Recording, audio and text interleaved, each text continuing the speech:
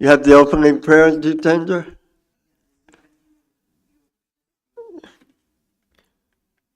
Okay. Boy, Sarada, you're in style today. It's 75 degrees out.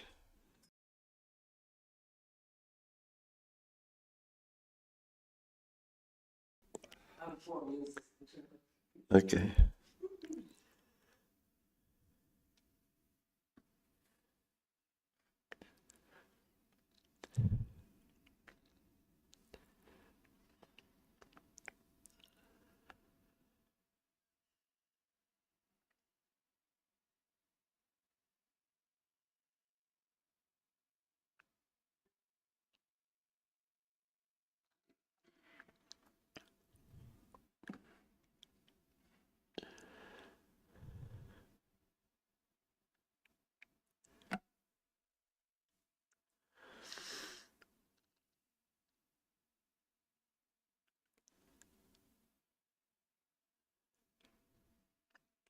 Welcome to the Vedanta Society of Providence Sunday service.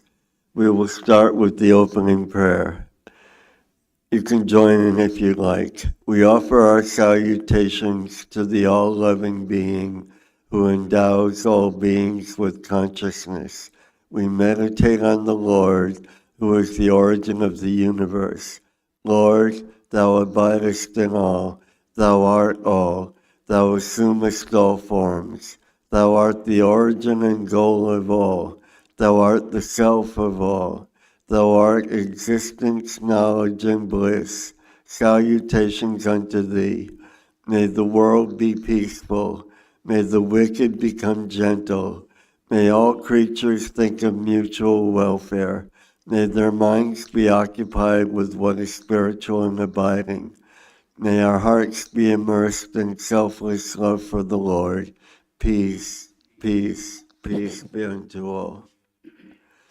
So today we have a guest speaker. Rajeswari Balasubramaniam hails from Chennai, Tamil Nadu, India. She moved to the U.S. for her graduate studies at the University of Michigan in remote sensing. It was during this time that she had the opportunity to interact with and learn from her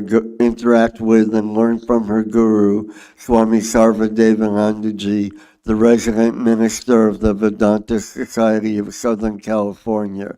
Her interest in Vedanta has been growing since then.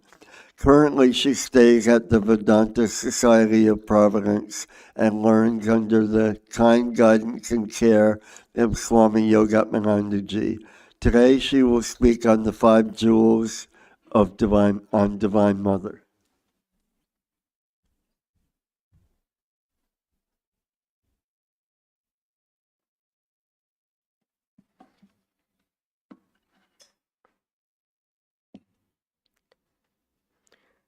Guru Brahma Gurur Vishnu Gurur Devo Maheshwara Gurur Sakshat Param Brahma Tasmai Shri Gurave Namah Jananim Sharadam Devim Ramakrishnam Jagadgurum Padapadme Tayo Shritva Pranamami Muhurmuhu Devi Prapanarti Prasida Prasida Matar Jagato Khilasya Prasida Vishweshwari Pahi Vishwam Tvamishwari Devi Characharasya.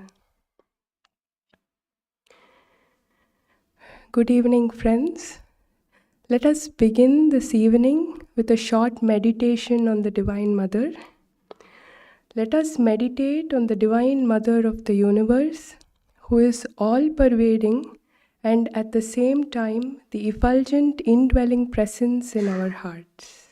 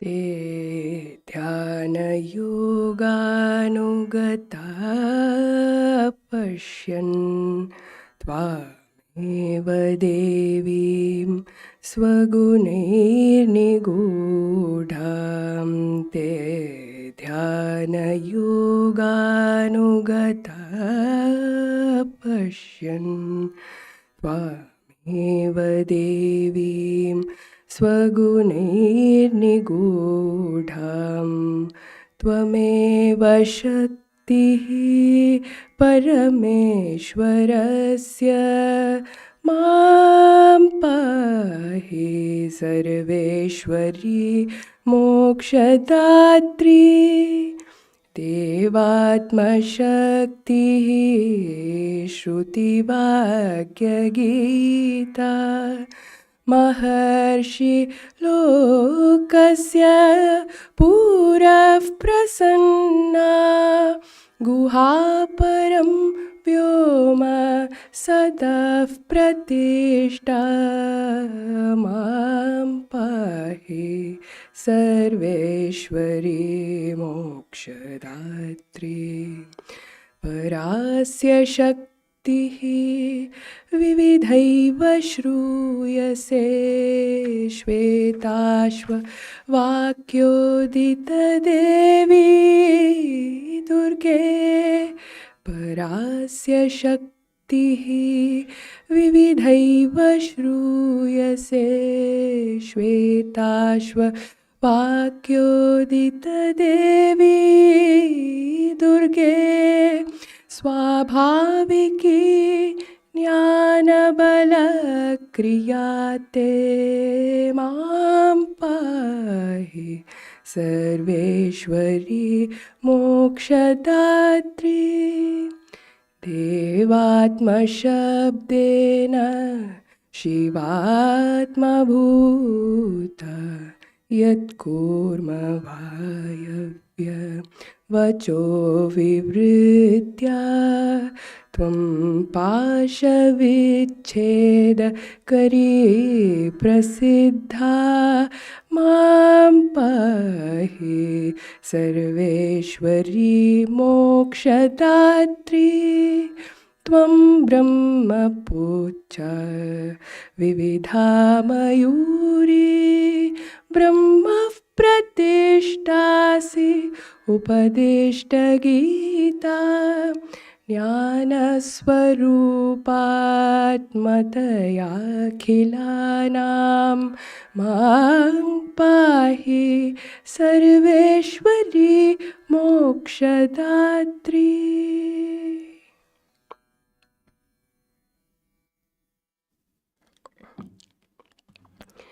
Dear friends, welcome to this Sunday evening's discussion on the Divine Mother. In the tradition of mother worship, this is a wonderful period for us to study, meditate, and do our spiritual practices. This month hosts a multitude of festivals, all dedicated to the Divine Mother. 10 days ago, we had our Navaratri celebration, the Durga Puja celebration. 3 days ago, for Kojagiri Purnima, we had the worship of Mother Lakshmi all over India. And in a fortnight, we will be having Deepavali, which is also Lakshmi Puja in most parts of India, and Kali Puja on the eastern side of India. So since the beginning of this month, there has been a host of Devi Sadhana. And if we look at an year of 12 months into two parts, the first half of the year as the day and the second half of the year as night, then it is known that the Ratri Kalam or the night time is very auspicious for the worship of Mother. That is why we see a host of Devi festivals happening in this period. So this evening is also an opportunity for us to think about the Divine Mother. So for this evening, the topic chosen for our study is the poetic text called Durga Pancharatnam, composed by a great saint by the name Sri Chandrasekharendra Saraswati Mahaswamigal, who is considered as an incarnation of the Divine Mother herself. He was the 68th Acharya in the lineage of Sri Adi Shankaracharya at the Kanchi Kamakoti Peetham in Tamil Nadu. So he is also lovingly known as Mahaperiva amongst his devotees, and he is well known for traveling across India by foot. And during one such travels of his, he was in this small village called Tenambakam in the district of Kanchipuram, where he composed this beautiful Sanskrit composition on this Divine Mother and offered it to the presiding deity of the village, who is called the Vishnu Durga Amman. You can see her image on the presentation there. So it is here where it is said that he was in a state of mystical ecstasy while he composed this and offered it to the mother, Vishnu Durga Amman. There is an interesting connection of the name of the mother here, Vishnu Durga, and the composition itself, which we shall see as we study through this. So this Durga Pancharatnam has 5 stanzas called the Pancharatnam, or the 5 jewels, which will be the study of our discussion today. And I will place a disclaimer that it will be foolishness to try to intellectualize the experiences and mystical utterances of the seers of truth. Then why have we all assembled here, and what is the purpose of this lecture? The goal is to spend the next 60 minutes thinking about the Divine Mother. So we shall use our eyes to see her auspicious images, our ears to hear her glories, our mouth to sing her praises, and our mind to worship her lotus feet. So this poem is considered by the devotees of Mahaperiva as the essence of the Shvetashvatara Upanishad. And here the mother is worshipped in the Advaita Vedantic sense as the Mahamaya, or the divine cosmic Shakti. The Shvetashvatara Upanishad begins with a series of questions posed by a group of students of Vedanta, and the rest of the Upanishad attempts at answering them. Questions like, is Brahman the cause of creation? How can the absolute Brahman, the one without a second, be a cause of anything? Why have we come into existence? How can the imperfect come out of the perfect? Why should Brahman forsake its supreme bliss and take on this individual aspect? And why is there, most importantly, why is there suffering in this world?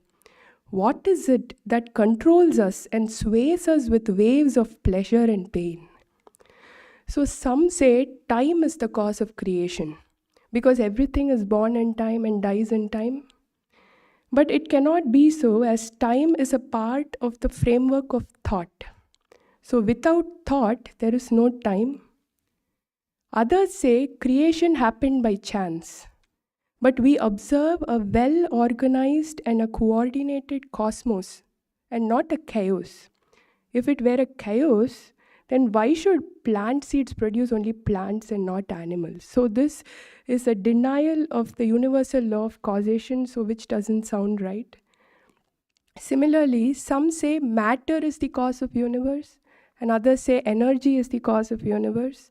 But each of them can be negated likewise, because these are themselves part of the universe which we seek to explain, and therefore cannot exist apart from it. Next comes intelligence. The cognizing intelligence must be present in every thought. Therefore, this perceiving intelligence has a better claim to be the cause of this universe than the entities discussed before.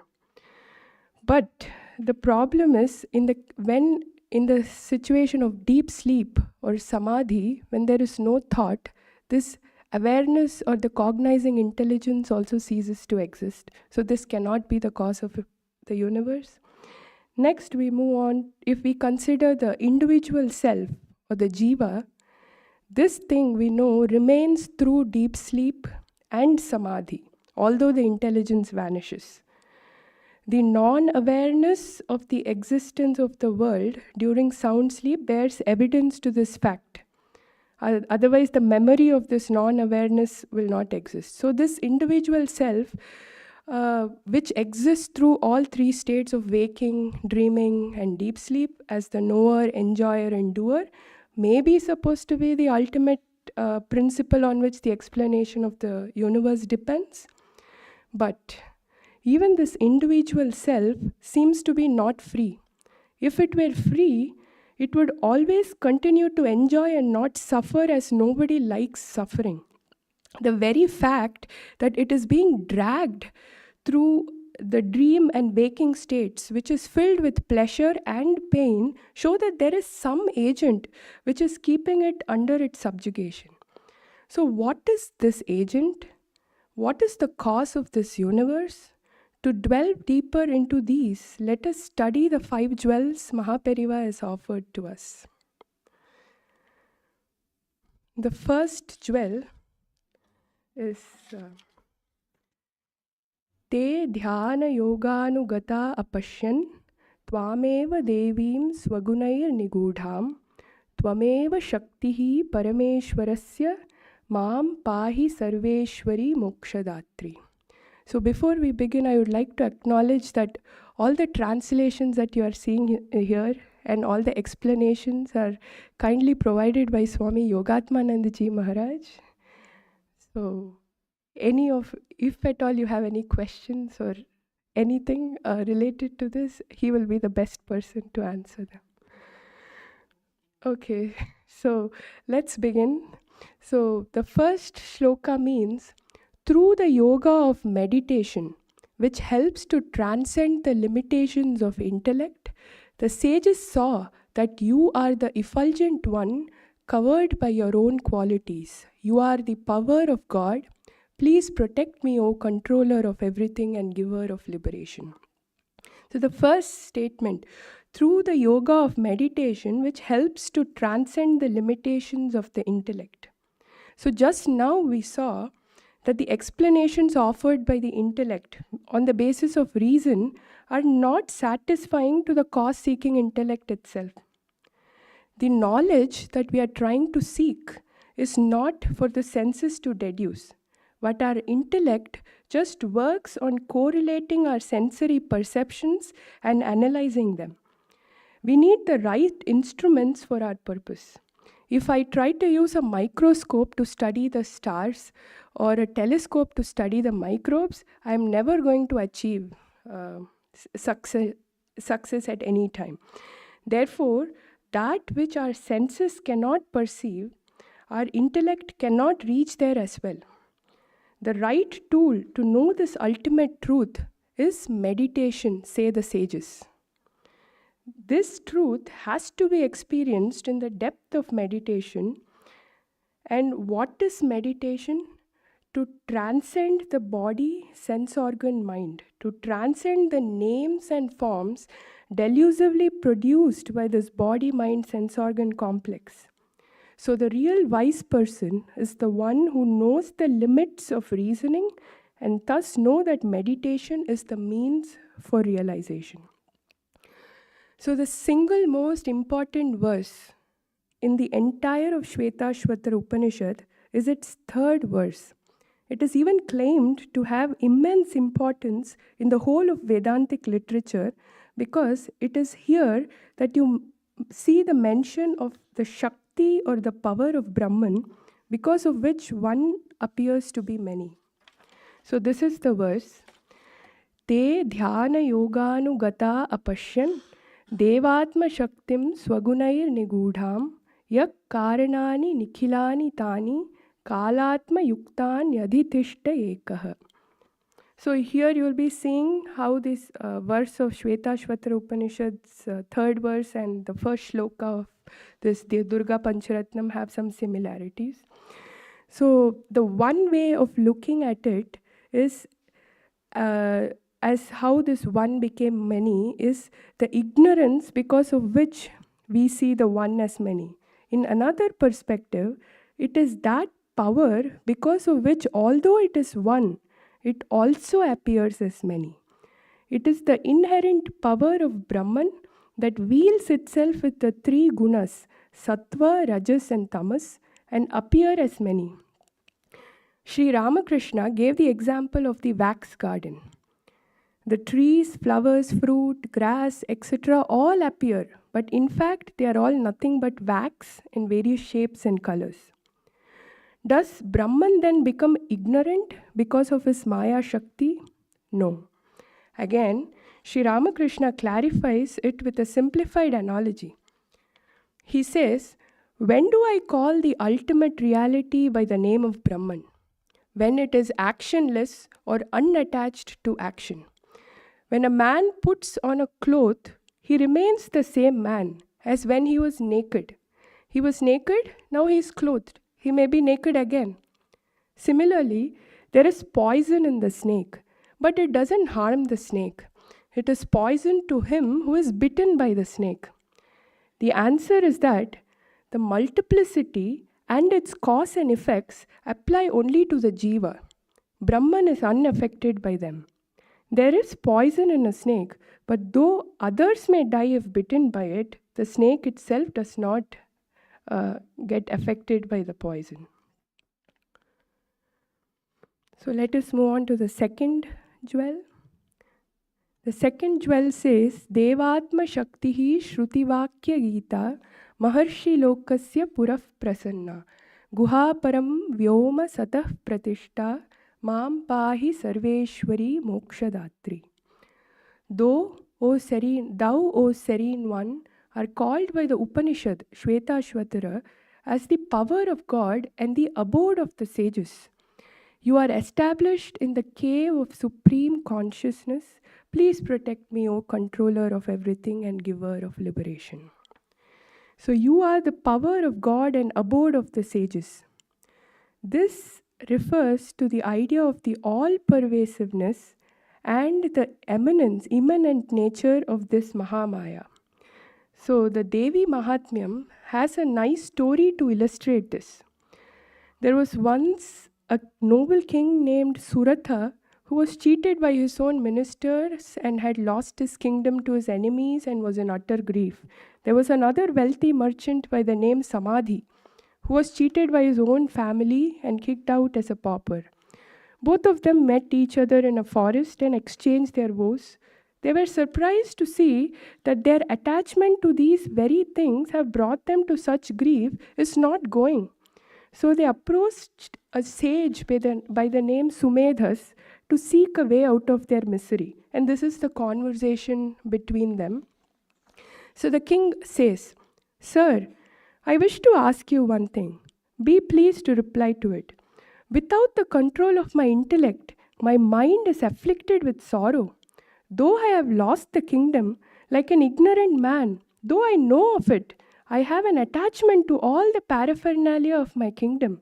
How is this, O best of sages? And this merchant has been disowned by his own children, wife, and servants, and forsaken by his own people. Still, he is inordinately affectionate towards them. Thus, both he and I, drawn by attachment towards objects whose defects we do know, are exceedingly unhappy. How this happens then, sir? That though we are aware of it, this delusion comes. This delusion besets me as well as him, blinded as we are in respect of discrimination. So the Rishi replies, marvel not at this. This is Mahamaya, is the Yoga Nidra of Vishnu, the Lord of the world. It is by her the world is deluded. Verily she, the Bhagavati, Mahamaya, forcibly drawing the minds of even the wise, throws them into delusion. She creates this entire universe, both moving and unmoving. It is she who, when propitious, become a boon giver to human beings for their final liberation. She is the supreme knowledge, the cause of final liberation, and eternal. She is the cause of bondage of transmigration and the sovereign over all lords. The king said, Venerable sir, who is this Devi whom you call Mahamaya? How did she come into being and what is her sphere of action? The Rishi said, she is eternal, embodied as this universe. By her, all this is pervaded. Nevertheless, she incarnates in manifold ways. Hear it from me. When she manifests herself in order to accomplish the purposes of the Devas, she is said to be born in the world, though she is eternal. Thus, there is just one answer to all the questions we have posed so far. It is the Divine Mother or the Shakti of Brahman that is the cause of this creation, and it is only through her grace can the individual jivas be released from this great play of hers and attain to liberation. That is why even a jnani like Sri Adi Shankaracharya prays to the Divine Mother in his Annapurna Stotram, Moksha Dwara Kapata Patanakari Kashi Puradhishwari Viksham Dehi Kripavalambanakari Mata Annapurneshwari. Salutations to Mother Annapurna, who opens the gate of moksha within our heart by her grace, who is the ruling mother of city of Kashi. O Mother Annapurneshwari, please grant us the arms of your grace which supports all the worlds. So here is what Sri Ramakrishna had to say about this Mahamaya. So this is a conversation from the Gospel of Sri Ramakrishna dated September 22nd, 1883. And the conversation is between Sri Ramakrishna and a devotee by the name Ishan. So Master to Ishan, why do you waste your time simply repeating Neti Neti? Nothing whatsoever can be specified about Brahman except that it exists. Whatever we see or think about is the manifestation of the glory of the primordial energy, the primal consciousness. Creation, preservation and destruction, living beings and the universe, and further, meditation and the meditator, bhakti and prema, all these are the manifestations of the glory of that power. But Brahman is identical with its power. On returning from Ceylon, Hanuman praised Rama, saying, "O Rama, you are the supreme Brahman and Sita is your Shakti. You and she are identical. Brahman and Shakti are like the snake and its wriggling motion. Thinking of the snake, one must think of its wriggling motion, and thinking of its wriggling motion, one must think of the snake. Or they are like milk and its whiteness, or like water and its wetness." This primal power, Mahamaya, has covered Brahman. As soon as the covering is withdrawn, one realizes, I am what I was before. I am thou, thou art I. As long as that covering remains, the Vedantic formula, I am he, that is, the man is supreme Brahman, does not rightly apply. The wave is part of the water, but water is not part of the wave. As long as that covering remains, one should call on God as mother. So the second verse, second statement in this jewel is Guha Param Vyoma Sataf Pratishta. This is a very important idea that Mahaperiva has offered to us in this jewel. So far, speaking of Mahamaya as the cosmic Shakti, the power of Brahman, etc., makes it feel unreachable and non-tangible for beginners or sadhakas like us. We can only start from where we are as embodied beings with a body and mind. Then how to think of this transcendental Mahamaya? The answer to that is presented in this line. The same transcendental Mahamaya, which is the cause of this infinite creation, is also immanent and present right in each of our hearts. The idea of heart being the seat of consciousness is widespread throughout the Vedas, starting from the Purusha Suktam to the Upanishads like Chandogya, Brihadaranyaka, Kathopanishad, Shvetashvatara, and even the Bhagavad Gita have references to the heart as the seat of God or consciousness. For example, there is this famous verse in Bhagavad Gita which says, Ishvaraha sarva bhutanam hridi deshe arjuna tishtati brahmayan sarva bhutani yantra rudani mayaya, which translates as, the Lord dwells in the heart of all beings, O Arjuna, and by his maya causes all beings to revolve as though mounted on a machine. So there is a book by Swami Thyagishananda, his commentary on the Shvetashvatara Upanishad, where he makes an interesting analysis of this idea. So I quote him here. The word hrid or hridaya is one of the frequent occurrences in the Upanishads and is given different meanings, varying from the physical organ of that name to higher psychical levels in man, such as prana, mind, intellect, etc., up to the Atman itself. The connection between the physical heart and these higher levels of our beings is established by the theory that heart is their locus. End of quote. And he gives several other references to the Upanishads and Sri Adi Shankaracharya's Bhashya to attest to this idea. Therefore, our main takeaway from these verses is that Mahamaya, which is transcendental as the power of Brahman, the creator of this universe, is also immanent in each of our hearts. So let's move to the third jewel in this necklace of jewels. The third jewel says, Parasya Shaktihi Vividhaiva Shruyase Shvetashva Vakyodita Devi Durge Swabhaviki Jnana Balak Kriyate Mam Pahi Sarveshwari Mokshadatri.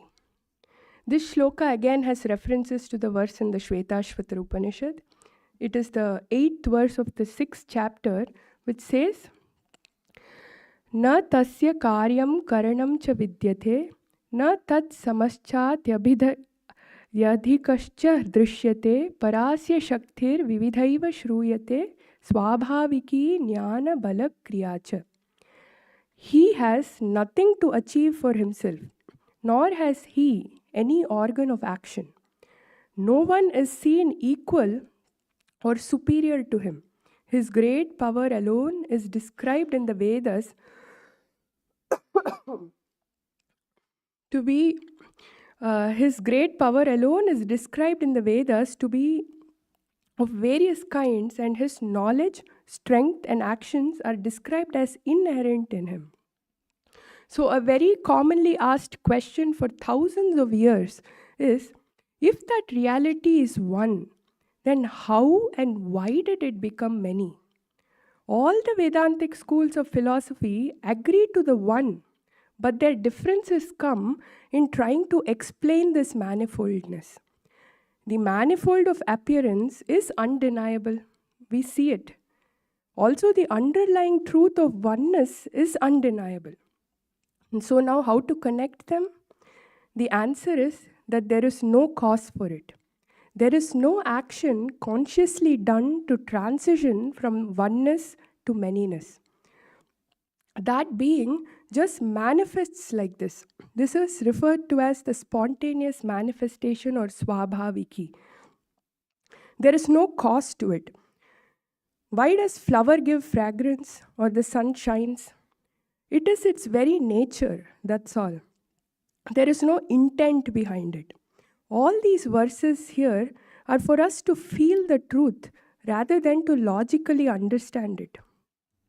To get the glimpse of what he means by the power supreme, the best thing I found was the poem of Swami Vivekananda. It's called The Hymn of Creation. It is written in Bengali and translated in English. This is the translation in English. So here Swami Vivekananda tries to explain or describe what this power supreme or the power of Brahman is. He says, one mass, devoid of form, name and color, timeless, devoid of time, past and future, spaceless, voiceless, boundless, devoid of all, where rests, hushed even the speech of negation. From thence down floweth the river casual, wearing the form of desire radiant. Its heaving waters angrily roaring, the constant roar, I am, I am. In that ocean of desire limitless appears shining waves, countless, infinite. Oh, of what powers manifold they are, of what forms myriad, of what repose, of what movements varied, who can reckon? Millions of moons, millions of suns take their birth in that very ocean, rushing headlong with din tumultuous. over the whole with firmament, drowning the point of heaven in light effulgent. In it arise and reside what beings quick with life, dull and lifeless, unnumbered, and pleasure and pain and disease and birth and death. Verily, the sun is he, his is the ray. Nay, the sun is he, and he is the ray. So let's go to the fourth jewel, which says, Devatma Shakti, Devatma Shabdena Shivatma Bhuta, Yat Kurma Vayavya Vacho Viritya, Tvam Pasha Vicheda Kari Prasiddha, Mam Pahi Sarveshwari Mokshadhatri. So, to better understand this jewel, we can take support from the words of the Divine Mother herself. So, there is a very important Advaitic text called Sri Tripura Rahasya, which is of very highly revered in the Shakta tradition. It is said that Lord Shiva originally taught the highest truth to Vishnu, who in turn taught Brahma. Later, Vishnu incarnated on earth as Sri Dattatreya, the Lord of the Avadutas, and taught it to Parashurama with the added injunction that it should be communicated to a sage by the name Sumedhas. It is the same sage that we saw in the story of Suratha and Samadhi in Chandi. Rishi Sumedhas was bestowed with this divine work of propagating this truth to mankind, for which he wrote this magnanimous treatise called Sri Tripura Rahasya. This treatise consists of 12,000 verses, many of which are lost now, and forms the ground for the primal texts like Durga Saptashati, Lalita Upakhyana, for the Shakta worshippers. Even in our modern times, sages like Ramana Maharishi have considered this text as one of the greatest works that expounded the Advaita philosophy. In this text, there is a section called the Vidya Gita, where the Divine Mother, this primordial Shakti, herself explains about herself. So here is the story. Once upon a time, there was a highly distinguished gathering of holy saints in the abode of Brahma, where a very subtle and sublime disputation took place. Among those present were Sanaka, Sanandana, Sanat Kumara, Sanat Sujata, Vashishta, Bhrigu, Atri, Angiras, Prachesis, Narada, name them, they were all there. And each one of them spoke of his own system with courage and conviction and maintained that it was better than all the rest. And they could not reach to a conclusion, so they asked Lord Brahma about it. Brahma said, Lord Shiva is the all-knower, let us go to him. Brahma, along with Vishnu and all the rishis, went to Shiva with this question. Shiva too said that he does not have an answer, and so let us all meditate on the Divine Mother, seeking for the answer. Thus, invoked, so they began their meditation, and once she was invoked, she manifested in her glory as the transcendental voice. The rishis reverentially prayed to her, O Supreme Being, salutation to thee over and over again. Kindly tell us of thy relative form and thy transcendental state. Thus besought, the goddess of ultimate knowledge began with great kindness to explain it clearly to the sages. She said, I am the Chit Shakti, wherefrom the cosmos originates, whereon it flourishes and wherein it resolves, like the images in a mirror. The ignorant know me as the gross universe, whereas the wise feel me as their own pure being, eternally glowing as I within. This realization is possible only in the deep stillness of thought-free consciousness, similar to that of the deep sea free from waves. The most earnest of devotees worship me spontaneously and with the greatest sincerity, which is due to their love of me. Although they know that I am their own non-dual self, yet the habit of loving devotion, which is deep-rooted in them, makes them conceive their own self as me and worship me as the life current pervading their bodies, senses, and mind. without which nothing could exist and which forms the sole purport of the Holy Scriptures. Such is my transcendental state. My concrete form is the eternal couple, Shiva and Shakti, always in undivided union and abiding as the eternal consciousness, pervading the three phenomenal states of waking, dream, and sleep, and reclining on the cot whose four legs are Brahma, Vishnu, Shiva, and Ishvara, and whose surface is Sadashiva, grace, which is contained in the mansion known as the fulfillment of purpose, enclosed by the garden of Kadamba trees in the jewel island situated in the wide ocean of nectar, surrounding the cosmos and extending beyond. All deities who receive worship and all conceptions of God are my manifestations, because I am pure intelligence which cannot, under any circumstances, be transcended. The fruits of worship are put forth by me according to the mode of worship and the nature of the individual desires. I am indivisible and interminable. Being non-dual and abstract intelligence, I spontaneously manifest even as the smallest detail in the universe and as the universe itself. Though I manifest in diverse ways, I still remain unblemished because absoluteness is my being. This is my chief power, which is somewhat hard to fully understand. Therefore, O Rishis, consider this with the keenest of intellect. Though I am the abode of all and immanent in all, I remain pure. Although I am not involved in any manner and am always free, I wield my power called Maya. I become covered with ignorance, appear full of desires, seek their fulfillment, grow restless, project favorable and unfavorable environments, am born and reborn as individuals until growing wiser, I seek a teacher and sage, learn the truth from him, put it in practice, and finally become absolved. All this goes on in my pure, uncontaminated, ever-free absolute intelligence. This manifestation of the ignorant and the free and of others is called my creation.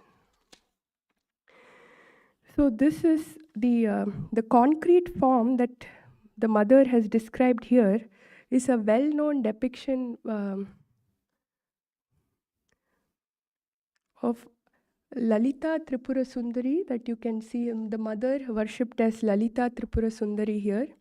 She says here that I sit on the reclining cot whose four legs, you can see the four legs of Brahma, Vishnu, Shiva and Ishvara, and the surface is Sadashiva or the grace. And the idea is like I am contained in the mansion known as the fulfillment of purpose, enclosed by the garden of Kadamba trees, in a jewel island situated in the wide ocean of nectar surrounding the cosmos and extending beyond.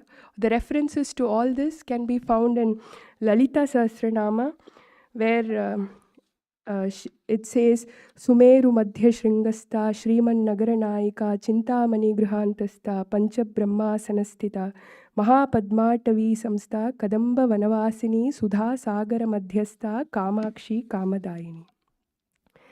So Sri Ramakrishna said to M, names and forms are nothing but the manifestations of the power of Prakriti. Sita said to Hanuman, my child, in one form I am Sita, in another form I am Rama. In one form I am Indra, in another form I am Indrani. In one form I am Brahma, in another form I am Brahmani. In one form I am Rudra, in another Rudrani. Whatever names and forms you see are nothing but the manifestations of the power of Chit Shakti.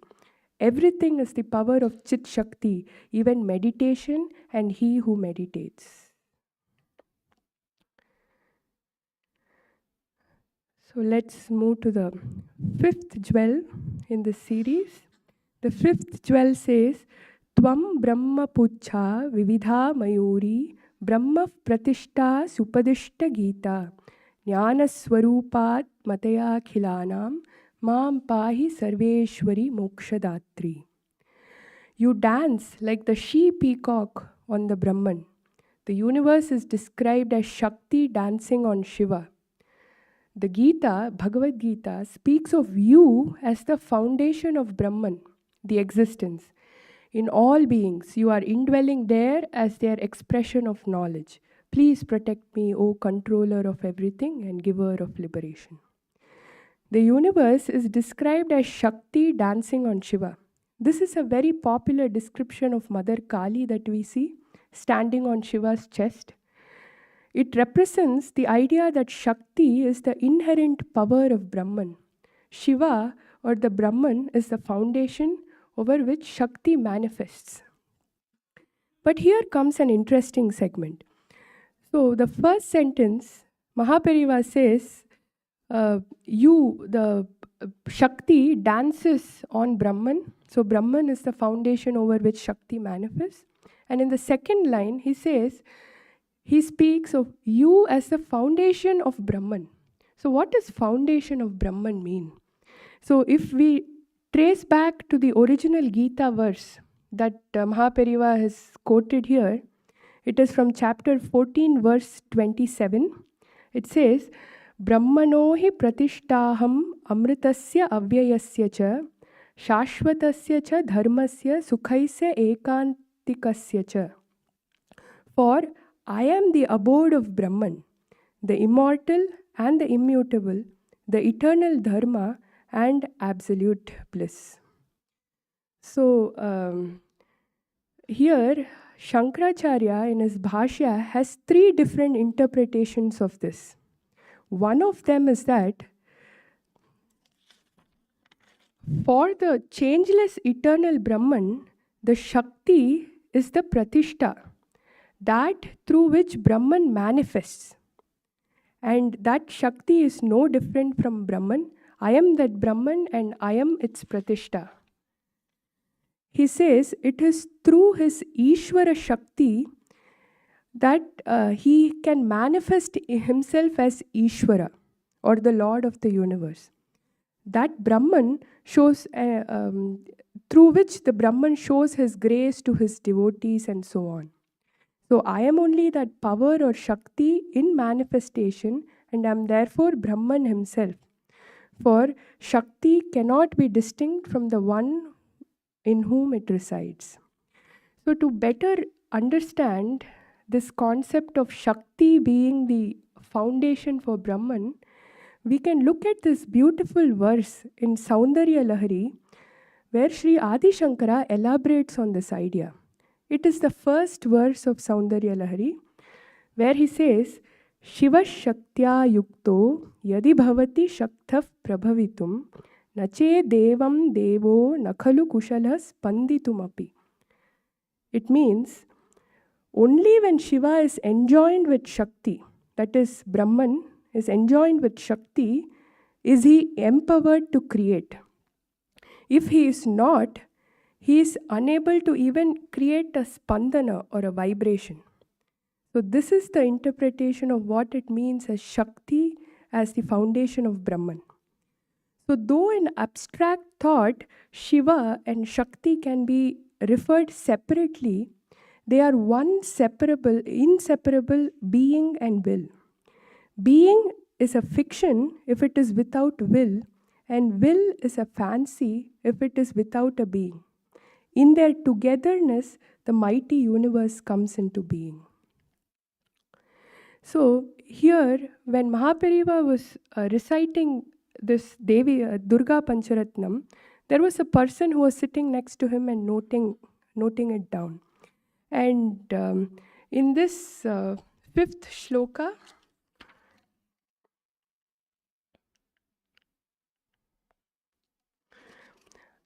this line which says Brahma Pratishta Upadishta Gita. So we can take it as the Bhagavad Gita says you are the Pratishta of Brahman, or you can say that you Shakti, that is the Divine Mother says, gave the Gitopadesham that I am the Pratishta or the foundation of Brahman.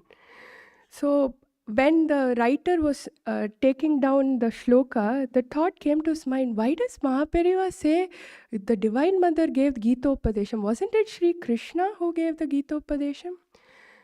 And he saw this doubt in the person's face, and he asked, so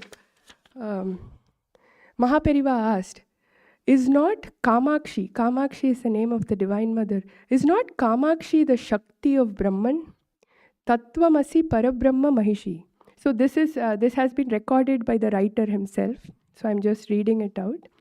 Is not Kamakshi the Shakti of Brahman? Tattvamasi Parabrahma Mahishi. Is not Shakti the Brahman itself?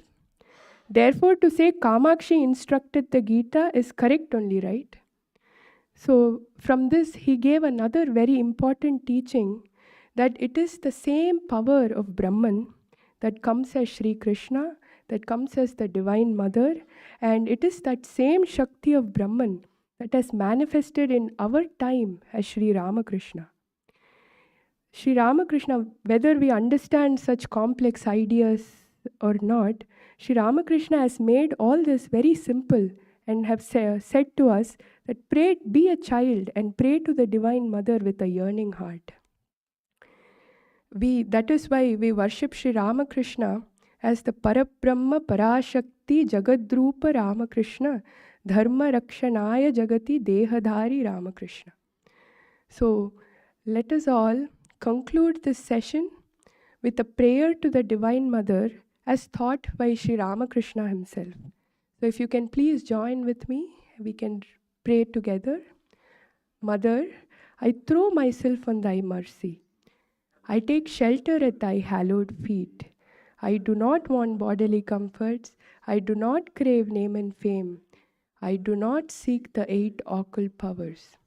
Be gracious and grant that I may have pure love for thee, a love unsmitten by desire, untainted by any selfish ends, a love craved by the devotee for the sake of love alone. And grant me the favor, O Mother, that I may not be deluded by thy world-bewitching Maya, that I may never be attached to the world, to lust and gold, conjured up by thy inscrutable Maya. O Mother, there is no one but thee whom I may call my own. Mother, I do not know how to worship. I am without austerity. I have neither devotion nor knowledge.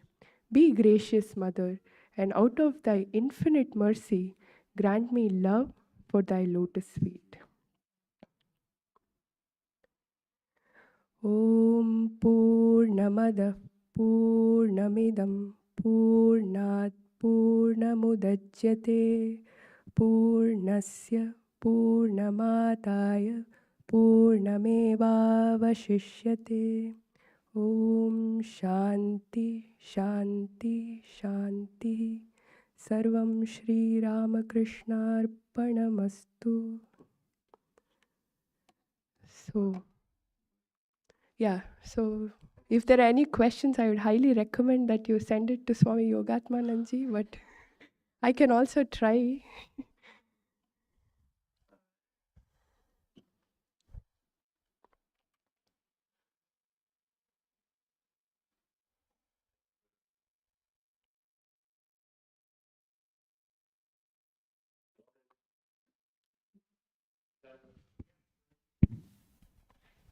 Thank you for the lecture, Raji. It's wonderful.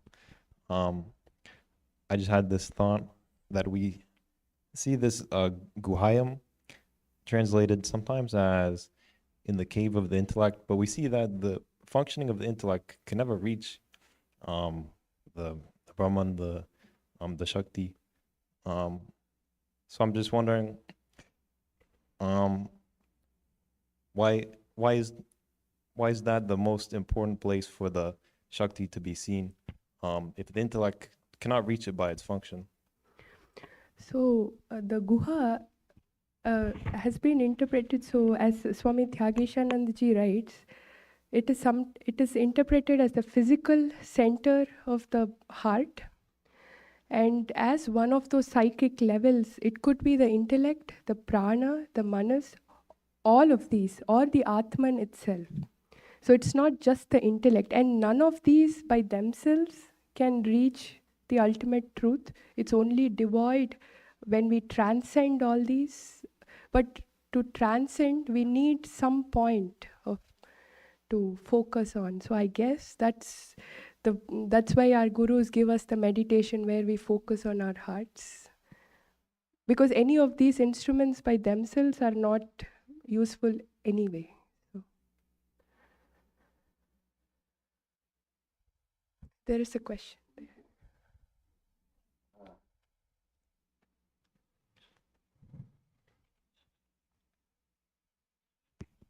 Uh, Thanks for your lecture.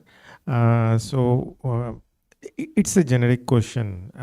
When we say manifestation, this manifestation actually what exactly we mean? It is an English word. Means if you go details of that word means what exactly it means. When we say that Brahman is getting manifested in Shakti, all these things. So actual word of manifestation, what do you think?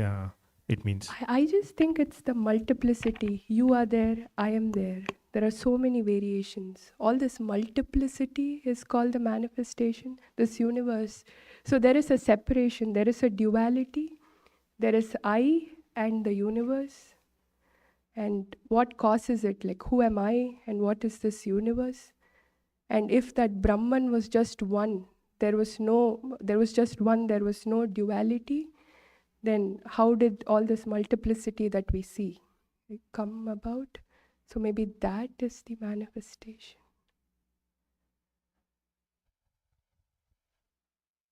Any questions online? Online, there are no questions, just a couple of praises for you that I will send it to you. Yeah, so thank you so much.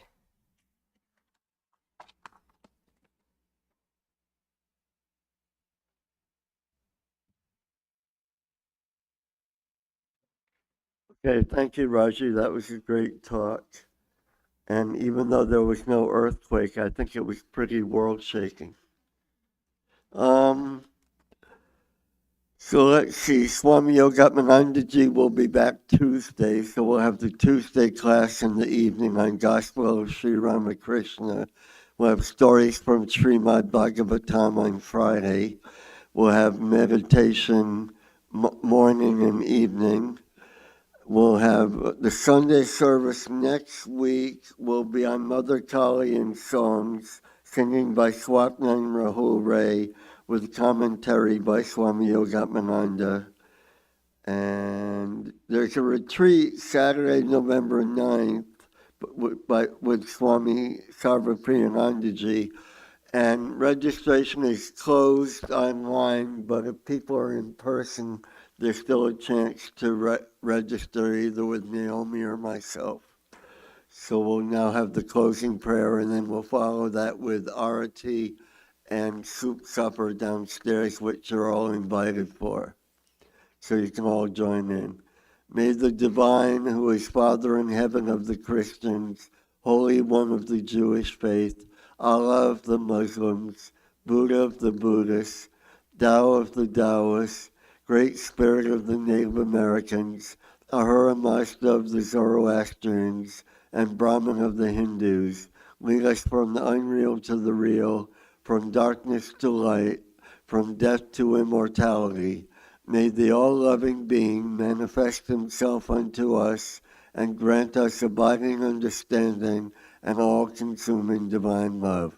Peace, peace, peace be unto all. You can go in here for ours if you'd like, but you have to take the seat off.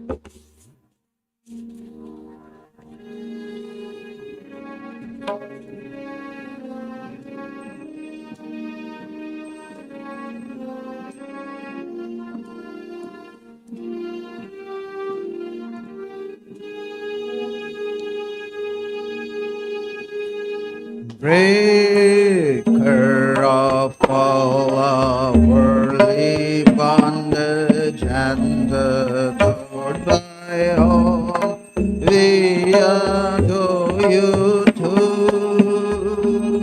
Stainless Lord, assuming human form. Stainless Lord, assuming human form, transcendent yet filled with love. You free us from the stain of sin and ornament our world. Consciousness is your form. Your eyes always purified by knowledge. Your eyes always purified by knowledge. Looking at them, illusion is gone. Ocean of shining love and feeling, ever inebriated in your infinite love. Your feet always dear to your devotees. Your feet always dear to your devotees.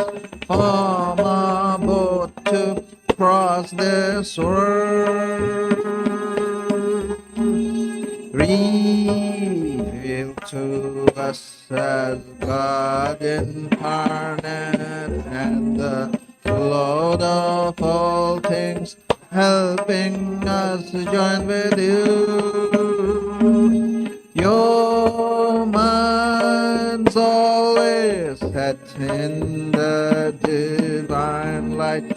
Your mind's always set in the divine light.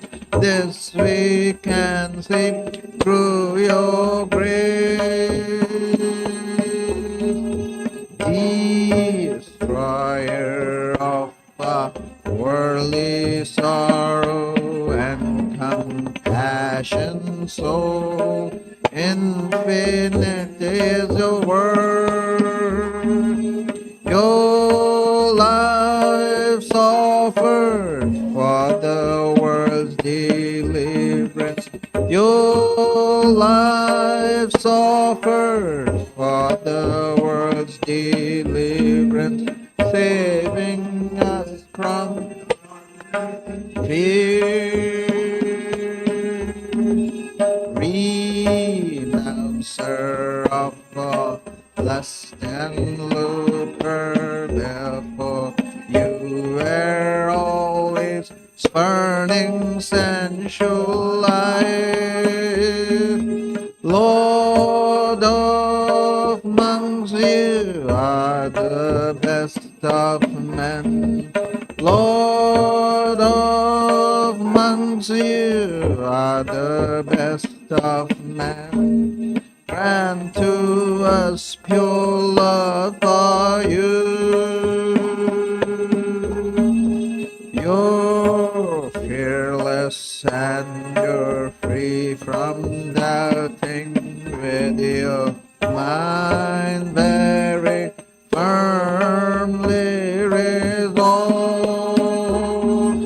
Causeless refuge of your devotees.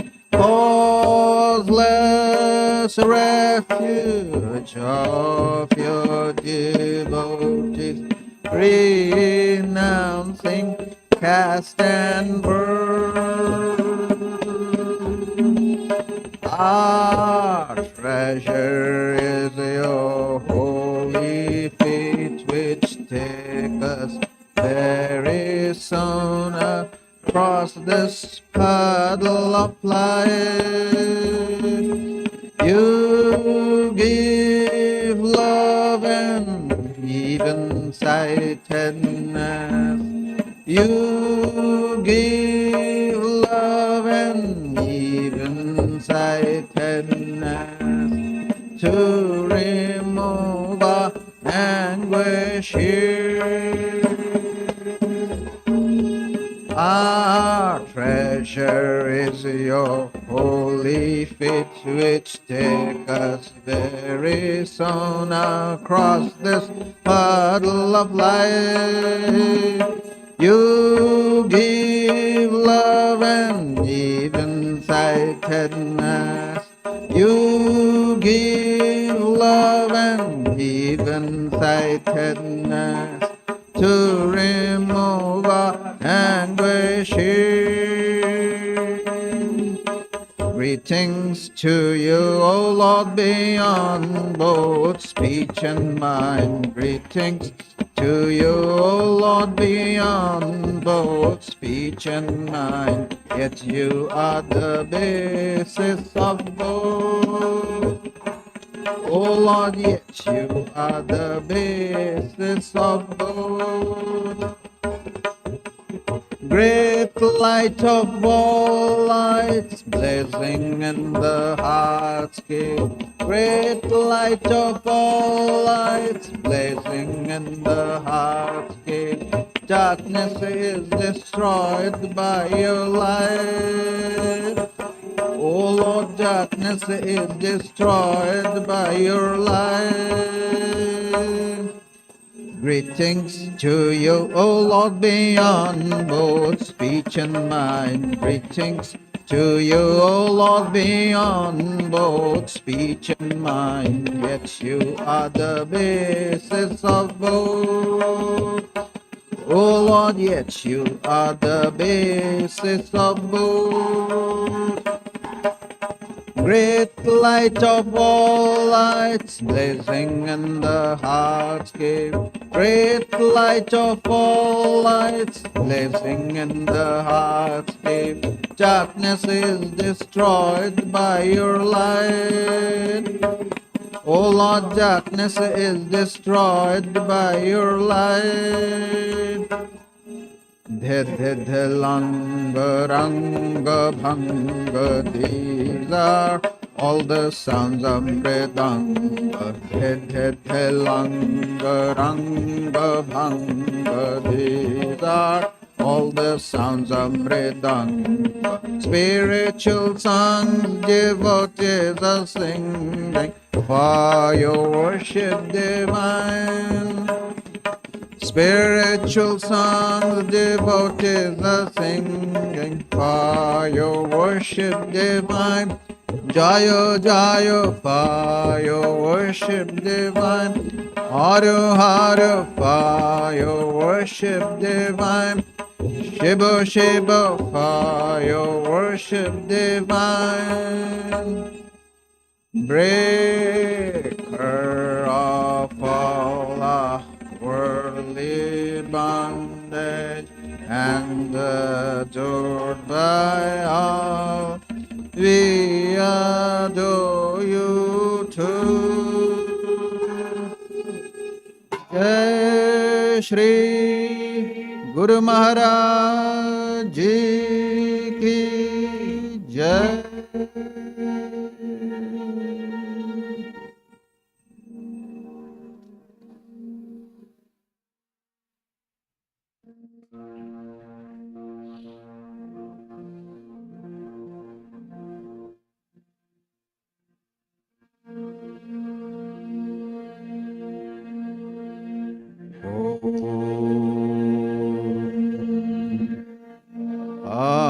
Auspicious and blessed graciousness sublime, all noble lands you give to us, granting us refuge, all-seeing God, O Mother Divine, our love to you. Creation, preservation, dissolution are your powers, eternal one. Nature's real basis, nature's essence, O Mother Divine, our love to you. We come seeking refuge from anguish. Be our Savior through your deep concern. All our suffering remove, Goddess, O Mother Divine, our love to you. Victory, O Mother Divine, our love to you. Blessed Mother Divine, our love to you. Blessed Mother Divine, our love to you. Blessed Mother Divine, our love to you.